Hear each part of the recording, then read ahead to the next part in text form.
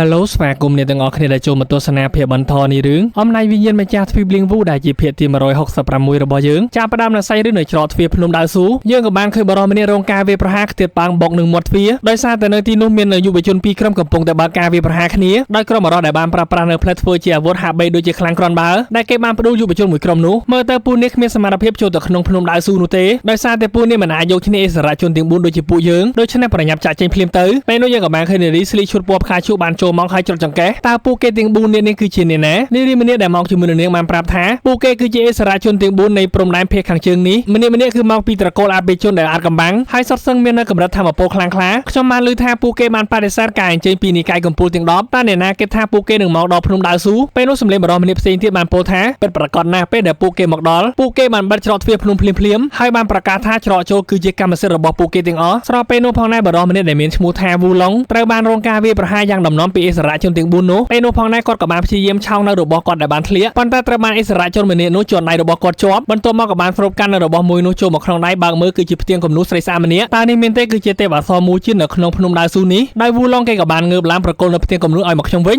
ញអិសរាជជនម្នាក់នោះក៏បានអស់សំណើចយ៉ាងខ្លាំងគំនូនៅក្នុងដៃរបស់ខ្ញុំចូលមកយកដោយខ្លួនឯងទៅវូឡុងក៏បានឆោងដៃចូលទៅប៉ុន្តែបានស៊ីមួយរន្ទះជើងខ្ទាតប៉ើងបន្ទាប់មកគេក៏បានបោះនៅផ្ទៀងគំនូមួយនោះបន្តទៅឲ្យគ្នារបស់គេទៀតទេពអប្សរមួយជាតិគឺជាស្រីស្នេហ៍របស់នាងបើអញ្ចឹងជួយប្រាប់ពួកយើងផងថាចង្កេះរបស់នាងទុនដែរឬទេវូឡុងពេលនោះខឹងយ៉ាងខ្លាំងស្ទុះចូលទៅដណ្ដើមប៉ុន្តែអិសរាជជនម្នាក់នោះក៏បានបោះនៅផ្ទៀងគំនូបន្តទៀតបន្ទាប់ពីគ្នារបស់គេកាន់ចូលមកក្នុងដៃហើយបានសប្បាយចិត្តយ៉ាងខ្លាំងប្រហែលជានាងស៊ីខ្លាំងណាស់ហើយមើលទៅទ្រាំលេបានវូឡុងក៏បានស្ទុះចូលទៅហប់បំបុកខ្ញុំមិនឲ្យពួកឯងប្រមាថគាត់នោះទេខ្ទាតប៉ាងទាំងមនុស្សនៅផ្ទៀងគំនូខណៈពេលនោះយើងក៏បានឃើញវត្តមានរបស់ឈិនធានដើរចូលមកដូច្នេះនេះគឺជាភ្នំដៅស៊ូដ៏ល្បីមែនទេវាមើលទៅមិនអស្ចារ្យដូចជានិកាយតៅនោះទេអត្រាជាងឡាបានប្រាប់ថាកំចាញ់បោករលាខាងក្រៅសោះអំណាចធម្មពលអ្នកខ្លាំងនៅខាងក្នុងភ្នំមិនធម្មតានោះទេគឺវាអាចធ្វើដងជាមួយនឹងព្រឹត្តិការណ៍នៅក្នុងនិកាយតៅហើយអ្នកក៏មិនត្រូវពន្យាពេលទៀតដែររាងកាយរបស់យុនសាងអាចទ្រាំបានត្រឹមតែរយៈពេល3ថ្ងៃទៀតប៉ុណ្ណោះត្រូវឲ្យខ្ញុំត្រូវតែទទួលបានទឹកកក 10000 ឆ្នាំឲ្យបានឆាប់រហ័សតាមដែលអាចធ្វើទៅបានបន្ទាប់ពីឃើញឈិនធានឈរនៅទីនោះក្រុមអិសរាជជនទាំងនោះបានពោលថាអ្នកហ៊ានមើលរំលងពួកយើងផងមើលទៅអ្នកកំពុងតែស្វែងរកសេចក្តីស្លាប់ហើយបញ្ចេញនៅផ្លិតរបស់គេរួចហើយបានហក់ចូលទៅវាប្រហារពេលនោះឈិនធានក៏បានលើកដៃប្រើប្រាស់នៅម្រាមពីរទម្លាក់ជាមួយនឹងសម្ពាធអំណាចធម្មពលដ៏ខ្លាំងក្លាធ្វើឲ្យអបិម្នាក់នោះខ្ទប់នៅនឹងដីមុននឹងតែអ្នកកំពុងតែនិយាយជាមួយនឹងខ្ញុំមែនទេក្រវាចេញបន្តិចធ្វើឲ្យអបិម្នាក់នោះក៏បានខ្ទាតមកកន្លែងដើមវិញនៅមិនទាន់អស់ចិត្តគេក៏បានស្រែកប្រាប់គ្នារបស់គេចូលវាប្រហាររួមគ្នាភ្លាមទៅហក់ចូលមក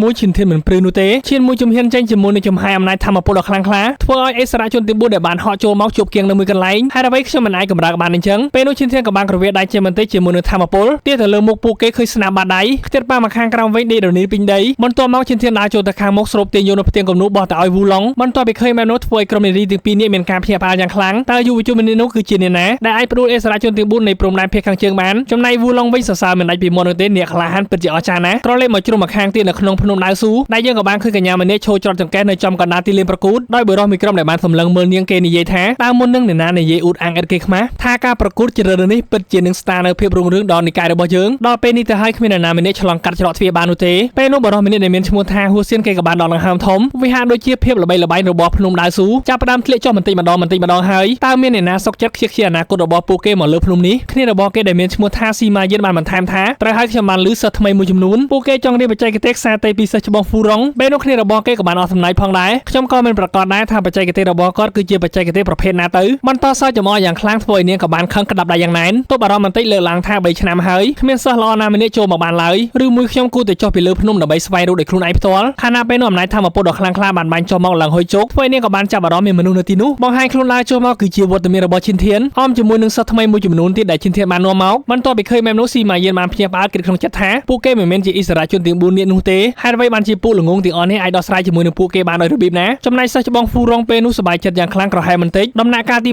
6នៃកម្រិតអាណាចក្រដ៏បរិសុទ្ធពិតជាមិនអន់នោះទេច្បាប់នៃការប្រកួតចូលមកគឺសាមញ្ញណាស់ប៉ុន្តែនៅទីលាននេះត្រូវតែទប់ទល់ពីរំពាត់ខ្សែតេរបស់ខ្ញុំ3ស្នាសិនប៉ុន្តែពួកអ្នកកំខ្លាយអីសិស្សច្បងម្នាក់នេះមិនប្រើកម្លាំងខ្លាំងនោះទេត្រឹមតែ 30% ប៉ុណ្ណោះឈិនធានក៏បានខិតចូលទៅខាងមុខដាក់ដៃធ្វើការគោរពរីមច្បងខ្ញុំសុំសួរបន្តិចបានទេប្រសិនបើខ្ញុំប្រកួតសាកល្បងជាប់តើខ្ញុំអាចដោះដូរទទួលយកទឹកកក 10000 ឆ្នាំបានអត់ថាយ៉ាងម៉េចទឹកកក 10000 ឆ្នាំវាគ្មានបញ្ហាឡើយឲ្យតែអ្នកបានខ្លាយទៅជាសិស្សនៅទីនេះប៉ុន្តែដំបូងសូមឲ្យសិស្សច្បងម្នាក់នេះមើលថាអ្នកអាចធ្វើបានទេក្រវុតមួយខ្សែតេជាមួយនឹងកម្លាំង 30% របស់នាងប៉ុន្តែត្រូវបានឈិនធានចាប់ជាប់សមត្ថភាពរបស់អ្នកគ្រាន់បើប៉ុន្តែអ្នកនៅទប់ទល់ពីស្នេហ៍របស់ខ្ញុំទៀតបើអាចទប់ទល់បានអ្នកនឹងខ្លាយជាសិស្សនៅទីនេះផ្ទាល់តែម្ដងទោះជាយ៉ាងណាក៏ដោយរហ័សនាមរបស់ខ្ញុំគឺជាសិស្សច្បងកំពូលកាចមិនមែនរកបានដោយងាយនោះទេបាទខ្ញុំឈិនធានសូមសិស្សច្បងបង្ហាញស្នេហ៍ទី2មកពេលនោះនាងក៏បានបើកភ្នែកឡើងមកវិញជាមួយនឹងអំណាចធម្មពលពេញលេញក្រវីនៅខ្សែតេរបស់នាងដែលពោពេញទៅដោយធម្មពលក្រវែង ញចូលទៅឈិនធានក៏បានបើកនៅធម្មពលរបស់គាត់ដើម្បីជាខែការពារទប់រងពេលនោះនាងក៏បានក្រលាស់ចេញហក់ឡើងស្នេហ៍មួយនេះមិនទាន់បញ្ចប់នៅឡើយនោះទេដែលនាងបានប្រើប្រាស់ជាមួយនឹងអំណាចធម្មពលដ៏ច្រើនរបស់នាងខ្សែភាលអង្ក្រាស់ក្រាស់លេខចេញជាមួយនឹងអំណាចធម្មពលនាគរីដ៏ធំសម្បើមខណៈពេលនោះហួសៀននិងស៊ីម៉ាយិនក៏បានសម្លឹងមើលមុខគ្នាបន្តិចរួចហើយក៏បានស្រូបទាញនៅធម្មពលចូលមកក្នុងក្រញាំដៃចំណែកសិស្សច្បងហ្វូរងនាងក៏បានពោលថាអ្នកកំឡោះប្រយ័ត្នផងសម្រុកចូលទៅវាប្រហារភ្លាមតែម្ដងស្របពេលដែលហួសៀនក៏បានបញ្ជាជាមួយនឹងចំហាយធម្មពលដើរចូលទៅវាប្រហារដូចគ្នាឈិនធានសម្លឹងមើលក៏បានដឹងផងដែរប៉ុន្តែគាត់ក៏បានប្រើប្រាស់ធម្មពលបង្កើតបានទៅជាខែដើម្បីការពារទប់រងពីការវាប្រហាររបស់ហ្វូរងគ្រាន់តែប៉ះគ្នាបន្តិចអំណាចធម្មពលនាគរីរបស់នាងបានរលាយខ្លាយទៅជាផេះតែម្ដងឈិនធានក៏បានប្រើម្រាម2គៀបនៅចុងខ្សែតីក្រឆក់នាងទាញចូលមកបន្ទាប់មកក៏បានត្រកងនៅរាងកាយរបស់នាងដឹងស្រាប់ហើយថាមានចំហាយធម្មពលដើមមួយកំពុងតែវាប្រហារគាត់លើកដៃទប់រងប្រើប្រាស់ធម្មពលចាប់ច្របាច់បំបែកចេញបន្ទាប់ពីឃើញកញ្ញាហ្វូរងសម្លឹងមើលមុខរបស់គាត់ឡើងភ្លើកឈិនធានបានសួរថារៀមច្បងតើនាងអាចចាត់ទុកថាជាការឆ្លងផុតការធ្វើតេស្តមែនទេនាងក៏បានសើចបន្តិចនាងកំឡោះមើលទៅពិតជាគូសមណាស់ប៉ុន្តែខ្ញុំមិននឹកស្មានថានាងនឹងមានចំណងចំណូលចិត្តយ៉ាងនេះទេបានហើយមិនអីទេចាប់ពីថ្ងៃនេះតទៅនាងគឺជាសិស្សពេញសិទ្ធិម្នាក់ក្នុងចំណោមពួកយើងនៅក្នុងភ្នំមួយនេះពេលនោះហួសៀនគេក៏បានផ្សាយទាសដៃដើរចូលមកពិតជាគូស្នេហ៍ដ៏គួរឲ្យស្រឡាញ់មួយគូមែនខ្ញុំតែងតែឆ្ងល់ថាហេតុអ្វីបានជាសិស្សច្បងហ្វូរងតែងតែស្ទាក់ស្ទើរមិនចេញទៅខាងក្រៅដោយសារតែសិស្សច្បងរំចាំអាក្មេងម្នាក់នេះសោះពេលនោះស៊ីម៉ាយិនគេក៏បានបន្ថែមថាគេម្នាក់នេះបានចូលមកយ៉ាងងាយស្រួលដូច្នេះខ្ញុំសន្មត់ថាអាក្មេងម្នាក់នេះមិនមែនជាលើកទី1នោះទេ